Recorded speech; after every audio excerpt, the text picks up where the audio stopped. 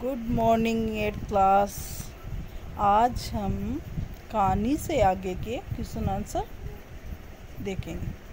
पहला क्वेश्चन है, लाख की वस्तुओं का निर्माण भारत के किन किन राज्यों में होता है?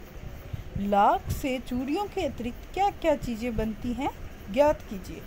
आंसर है, लाख की वस्तुओं का निर्माण सर्वाधिक सबसे ज़्यादा झारखंड में होता है, छत्तीसगढ़, मध्य प्रदेश, पश्चिम बंगाल, ओडिशा, उत्तर प्रदेश तथा असम।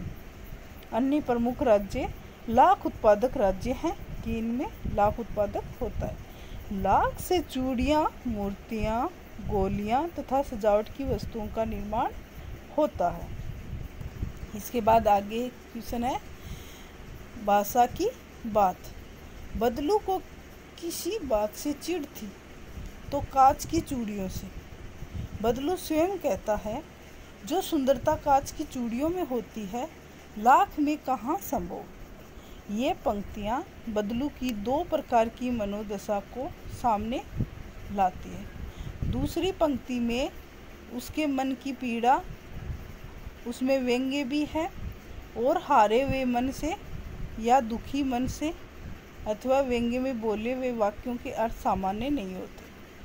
कुछ व्यंग्य वाक्यों को ध्यानपूर्वक समझकर एकत्रित कीजिए और उसकी भीतरी अर्थ की व्याख्या करके लिखिए।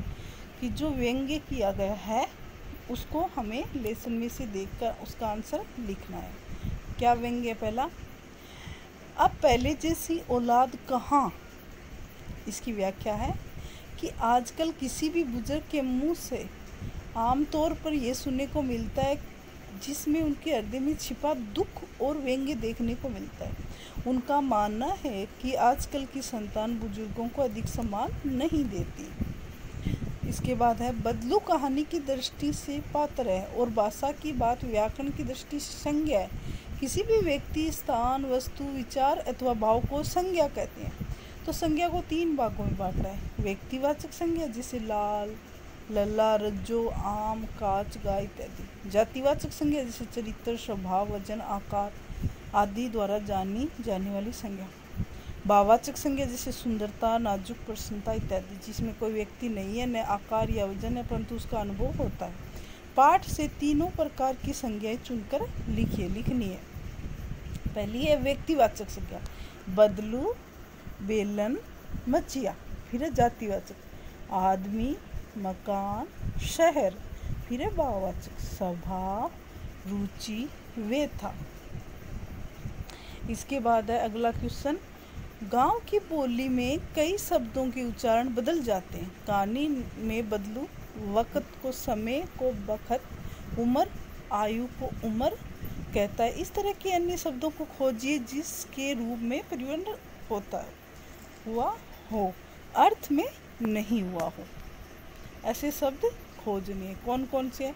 इंसान, मनुष्य, रंज, दुख, गम, मायूसी और जिंदगी, जीवन, औलाद, संतान।